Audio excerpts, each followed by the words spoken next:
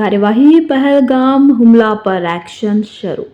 કાશ્મીરમાં બે આતંકીઓના ઘર ઉડાવી દેવાયા. ભારતમાં આતંકવાદીઓ સામે મોટી કાર્યવાહી કરવામાં આવી રહી છે. પહેલગામ હુમલામાં સામેલ આતંકવાદીના ઘરને સુરક્ષા દળોએ બોમ્બથી ઉડાવી દીધું તો બીજાનું ઘર બુલડોઝરથી તોડી પાડવામાં આવ્યું. પહેલગામ હુમલામાં સામેલ સ્થાનિક આતંકવાદી આદિલ હુસૈન ઠોકરના અનંતનાગ જિલ્લાના બીજબહેરાના ગોરી વિસ્તારમાં આવેલા ઘરને સુરક્ષા દળોએ બોમ્બથી ઉડાવી દીધું તો આદિલ ઠોકર ઉર્ફે આદિલ ગુરુ તરીકે ઓળખાતા આતંકવાદી પર 22 એપ્રિલના રોજ પહેલગામની બહેસરન વેલીમાં થયેલા હુમલાની યોજના બનાવવા અને તેને અંજામ આપવામાં પાકિસ્તાની આતંકવાદીઓને મદદ કરવાનો આરોપ છે. જ્યારે આ હુમલામાં સામેલ અન્ય સ્થાનિક આતંકવાદી આસિફ શેખના ત્રાલ સ્થિત ઘરને જમ્મુ કાશ્મીર વહીવટીતંત્ર દ્વારા બુલડોઝરથી તોડી પાડવામાં આવ્યું. લશ્કરના સૂત્રો પાસેથી પ્રાપ્ત માહિતી અનુસાર સ્ટીલની ટીપવાળી ગોળીઓ, AK-47 રાઇફલ્સ અને બોડી કેમેરા પહેરેલા લશ્કરે તૈયબાના 4 આતંકવાદીઓના એક જૂથે 22 એપ્રિલના રોજ જમ્મુ અને કાશ્મીરના પહેલગામ